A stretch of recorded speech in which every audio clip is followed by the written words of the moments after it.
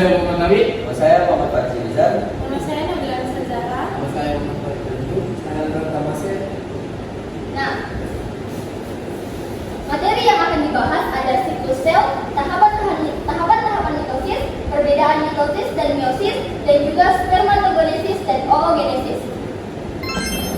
Saya Nabila Sazara dan saya akan menjelaskan secara singkat mengenai mitosis dan meiosis. Mitosis adalah proses pembelahan sel yang menghasilkan dua sel anak identik dengan jumlah kromosom sama seperti sel induk untuk pertumbuhan dan perbaikan jaringan. Meiosis adalah proses pembelahan sel yang menghasilkan 4 sel anak dengan setengah jumlah kromosom sel induk, menciptakan variasi genetik untuk pembentukan gamet atau sel kelamin. Selanjutnya, saya akan menjelaskan tentang siklus sel, dan ini adalah gambar struktur siklus sel. Selanjutnya, saya akan menjelaskan secara rinci tentang siklus sel. Yang perlu kita ketahui, siklus sel adalah rangkaian proses yang dilalui oleh sel dalam siklus hidupnya, mulai dari pembentukan, pertumbuhan, pembelahan, hingga kematian. Siklus ini terjadi pada sel eukariotik dan berperan penting dalam reproduksi, perbaikan jaringan, serta pertumbuhan organisme. Secara garis besar, siklus sel dibagi menjadi dua fase utama, yaitu interfase dan fase mitosis. Yang pertama ada fase interfase, merupakan fase terpanjang dalam siklus sel, di mana sel mempersiapkan diri untuk pembelahan. Interfase dibagi menjadi 3 subfase, yaitu D1, sel tumbuh, meningkatkan ukuran, dan sintesis protein serta organel yang diperlukan. Sel juga melakukan fungsi metabolisme normalnya.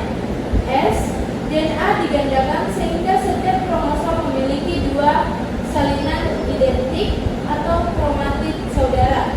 Sintesis protein tertentu yang diperlukan untuk pembelahan juga terjadi. D2, sel terus tumbuh dan mempersiapkan diri untuk pembelahan. Pada fase ini, sel memeriksa kesalahan dalam DNA hasil replikasi dan memastikan semua komponen siap untuk pembelahan. Yang kedua ada fase M. Pada fase ini, inti sel dan sitoplasma membelah untuk membentuk 2 sel anak yang identik. Fase M dibagi menjadi beberapa tahap. Yang pertama ada profase, kromosom memadat, membran inti larut, dan serat gelendong mulai terbentuk. Metafase, kromosom berbaris di sepanjang bidang ekuator sel atau metafase flat. Serat gelendong terhubung dengan sentromer masing-masing kromosom. Metafase, kromatid saudara ditarik oleh serat gelendong ke arah kutub berlawanan sel. Delfase, kromosom mulai mengendur menjadi bentuk kromatid. Membran inti kembali terbentuk dan pembelahan inti selesai. Selanjutnya, penjelasan siklus sel akan dilanjutkan oleh saya Muhammad Farizal. 3. Sitogenesis. Setelah mitosis, sitoplasma sel membelah untuk membentuk 2 sel anak yang dididik secara genetik. Proses ini berbeda pada sel hewan melalui penyempitan di tengah dan sel tumbuhan melalui pembentukan lempeng sel. Regulasi siklus sel. Siklus sel diatur oleh protein seperti silin dan silin dependent kinase (CDK). Jika terjadi kesalahan dalam regulasi, seperti mutasi gen pengatur, dapat menyebabkan pembelahan sel tak terkendali yang berujung pada kanker. Siklus sel penting untuk pertumbuhan organisme, regenerasi jaringan, dan pembentukan sel gamet pada reproduksi seksual. Ini adalah tahapan-tahapan mitosis dan meiosis. Dan selanjutnya saya akan menjelaskan secara rinci slide berikutnya. Tahapan mitosis dan meiosis. Mitosis adalah proses pembelahan sel yang berhasil melalui 4 tahap utama: profase, metafase, anafase, dan telofase. Berikut penjelasan masing-masing tahap. 1. Profase. Kromatin dengan air terurai memadat menjadi kromosom yang terlihat jelas. 2. Setiap kromosom terdiri dari 2 kromatid saudara yang terhubung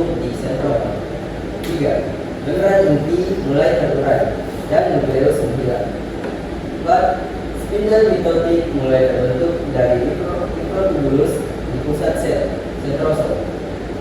Yang kedua, metafase. 1. Kromosom berbaris di tengah sel pada area yang disebut lempeng metafase. 2. Mikrotubulus dari spindle menempel pada kinetopon, yaitu struktur pada sentromer kromosom. Yang ketiga, anafase. Kromatin saudara dipisahkan menjadi kromosom individu dan ditarik tertutup berlawanan oleh mikrotubulus. 2. Pemisahan ini memastikan bahwa setiap sel anak akan menerima jumlah kromosom yang sama. Dan yang terakhir, telofase. Kromosom mulai memanjang kembali menjadi kromatin. 2. Membran inti berbentuk kembali di sekitar kumpulan kromosom di masing-masing kutub. Dan yang ketiga, spindle mitotik menghilang dan nukleus muncul kembali. Selanjutnya, pemaparan materi perbedaan mitosis dan meiosis dilanjutkan oleh saya dengan Aisyah sendiri. Mitosis merupakan pembelahan sel yang menghasilkan dua sel anak melalui sebuah tahapan sehingga nantinya sel baru akan mempunyai jumlah kromosom dan karakteristik sama dengan sel induk. Sementara meiosis merupakan proses pembelahan reduksi yang akan menghasilkan 4 sel anak dan jumlah kromosomnya akan berkurang. Perbedaan mitosis dan meiosis. Yang pertama ada perbedaan jumlah kromosom. Seperti pada penjelasan di atas, bahwa jumlah kromosom serta karakteristik mitosis akan sama dengan induknya. Sementara untuk meiosis jumlah kromosomnya akan berkurang dan jumlahnya setengah dari induknya.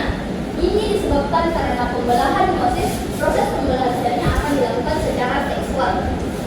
Yang kedua, perbedaannya ada perbedaan tipe reproduksi. Mitosis memiliki reproduksi seksual atau proses reproduksi dari satu sel tunggal yang mempunyai sifat identik dengan induk. Sementara meiosis bertipe seksual dan merupakan kebalikan dari jenis pembelahan mitosis. Untuk pembelahan sel mitosis terjadi pada semua organisme, sementara jenis pembelahan meiosis terjadi pada hewan, tumbuhan, manusia, dan beberapa kelompok jamur. Yang ketiga ada perbedaan dari fungsi sel. Perbedaan mitosis dan meiosis berikut adalah bagian fungsi. Untuk mitosis dapat memperbaiki sel pada organisme yang telah rusak. Selain itu, jenis pembelahan sel ini juga fokus pada pertumbuhan organisme. Sementara untuk meiosis memiliki fungsi untuk memberikan keanekaragaman genetik pada makhluk hidup. Selain itu, jenis pembelahan sel ini juga membentuk gamet. Selanjutnya ada sitokinesis. Sitokinesis merupakan proses pembelahan pada sitoplasma yang terjadi ketika proses pembelahan sel berlangsung. Pada jenis pembelahan sel mitosis terjadi pada tahap akhir telofase. Sementara pada jenis pembelahan sel meiosis terjadi sebanyak 2 kali, yakni pada akhir telofase pertama dan telofase kedua. Yang kelima ada karyokinesis. Karyokinesis merupakan proses pembagian materi inti sel ketika proses pembelahan sel berlangsung. Karyokinesis pada jenis pembelahan mitosis terjadi ketika interfase, sementara untuk jenis pembelahan meiosis terjadi ketika interfase pertama. Yang keenam, perbedaan hasil. Pada mitosis dihasilkan 2 anak sel yang bersifat diploid atau 2N dengan informasi genetik yang identik. Sel anak mitosis memiliki jumlah kromosom sama dengan induknya. Nah, sedangkan pada meiosis dihasilkan 4 anak sel yang bersifat diploid, haploid atau N dengan jumlah kromosom anak setengah dari jumlah kromosom induknya. Selanjutnya, saya akan menjelaskan tentang tahapan-tahapan mitosis dan meiosis. Sebelumnya, saya mengetahui meiosis. Meiosis adalah proses pembelahan sel yang menghasilkan 4 sel anak dengan jumlah kromosom setengah dari sel induk yang penting dalam pembentukan gamet atau sel kelamin. Meiosis terdiri dari 2 tahapan utama, yakni meiosis 1 dan meiosis 2, masing-masing dengan subfase mirip mitosis. Berikut tahapannya. Meiosis 1 atau pembelahan reduksi neuronal. Meiosis 1 mengurangi jumlah kromosom menjadi setengah atau dari diploid menjadi haploid. Tahapannya meliputi fase 1, yakni kromatin memadat menjadi kromosom, sinapsis terjadi, kromosom homolog berpasangan membentuk tetrad. Kemudian pindah silang, crossing over, pertukaran segmen DNA antara kromat ini homolog menghasilkan variasi genetik. 3 membran inti terurai dan spindle terbentuk. Metafase 1, yakni pasangan kromosom homolog tetrad berbaris di tengah sel atau lempengan metafase. 2 mikrotubulus dari kutub yang berlawanan menempel pada kinetomer masing-masing kromosom homolog. Anafase 1, kromosom homolog dibesarkan dan ditarik ke kutub yang berlawanan, tidak seperti mitosis.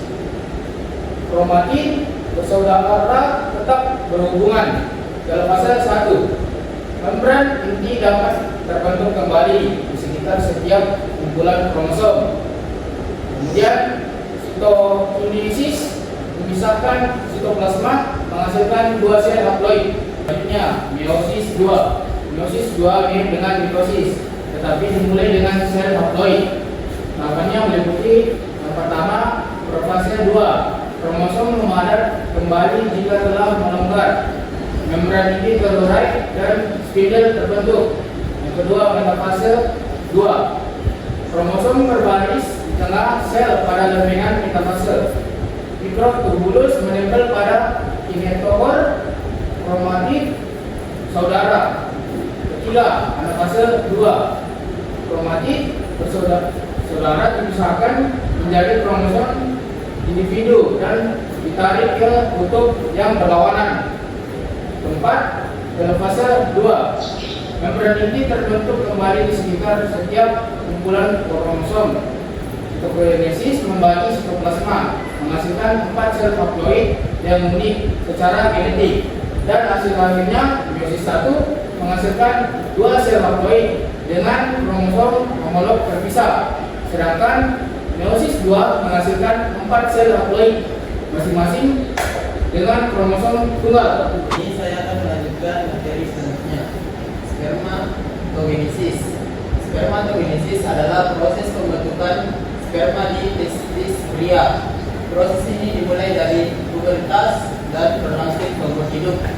Pembentukan sperma terjadi di tubulus seminiferus yang terdapat di dalam testis, dan proses ini dipengaruhi oleh hormon seperti testosteron, FSH, follicular hormon, dan LH, luteinizing hormon. Oogenesis.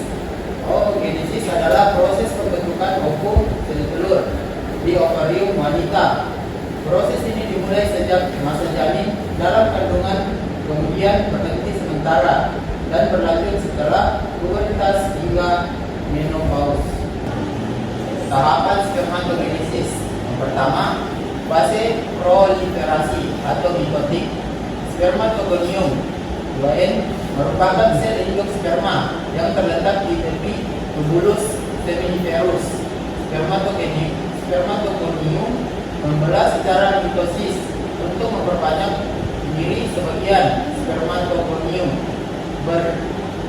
berdiferensiasi menjadi spermatosit primer 2N yang akan melanjutkan ke tahap berikutnya, yaitu fase pembelahan reduksi atau meiosis. Meiosis 1, spermatosit primer 2N mengalami pembelahan reduksi menghasilkan 2 spermatosit sekunder 2N yang masing-masing memiliki setengah jumlah kromosom. Meiosis 2, spermatosit sekunder N membelah lagi menghasilkan 4 spermatid. Spermatid adalah sel haploid yang belum matang. 3. Fase spermiogenesis atau diferensiasi.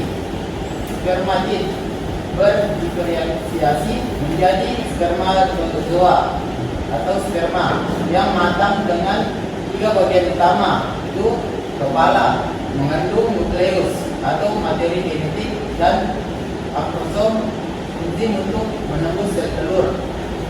Leher, mengandung mitokondria untuk menyediakan energi. Ekor atau flagel untuk pergerakan. Tahapan oogenesis. Pertama, fase proliferasi atau mitotik.